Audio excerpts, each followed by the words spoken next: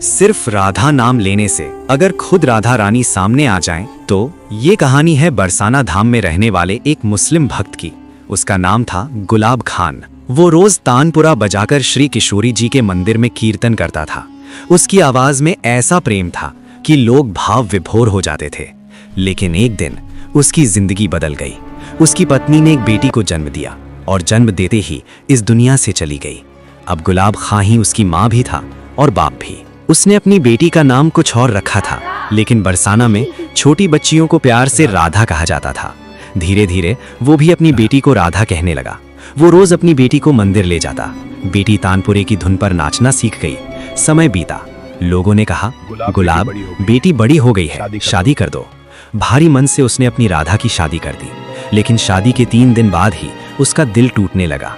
वो रो रो कर पुकारने लगा, राधा राधा राधा। उधर निकुंज में बैठी राधा रानी अपनी सखियों से बोली, मेरा भक्त मुझे पुकार रहा है, मुझे जाना होगा। सखियां बोली, वो आपको नहीं, अपनी बेटी को पुकार रहा है। राधा रानी मुस्कुराई। उसकी बेटी का नाम कब से राधा है? 18-19 साल से, और मेरा अनंत काल से। तो वो मुझे ही पुकार रहा है। और फिर किशोरी जी उसकी बेटी का रूप लेकर रास्ते में प्रकट हो गई। अब्बा कहाँ जा रहे हो? गुलाब रोते हुए बोला, तुम्हारे पास।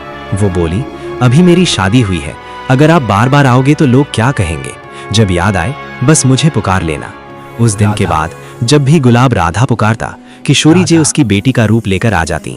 लेकिन एक दिन बहुत पुकारने पर भी वो नहीं आई।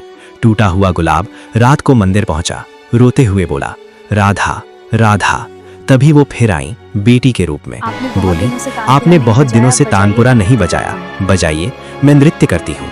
गुलाब तानपुरा बजाने लगा और वो अद्भुत नृत्य करने लगी। सुबह आरती का समय हुआ। वो निकुंज की ओर बढ़ी और गुलाब भी पीछे पीछे चला। अचानक उसे दिव्य स्वरूप दिखाई दिया। वो समझ गया, ये मेरी बेटी नहीं, स्वयं किशोरी राधा है। तभी राधा रानी ने उसे नया नाम दिया। आज से तुम गुलाब सखी हो, और उसे निकुंज में तानपुरा सेवा का अधिकार दे दिया। ऐसी हैं हमारी राधा रानी, जो अपने भक्त के आंसू सह नहीं सकती। अगर आप भी राधा रानी के भक्त हैं तो वीडियो को लाइक करके कमेंट में राधा जरूर लिखें।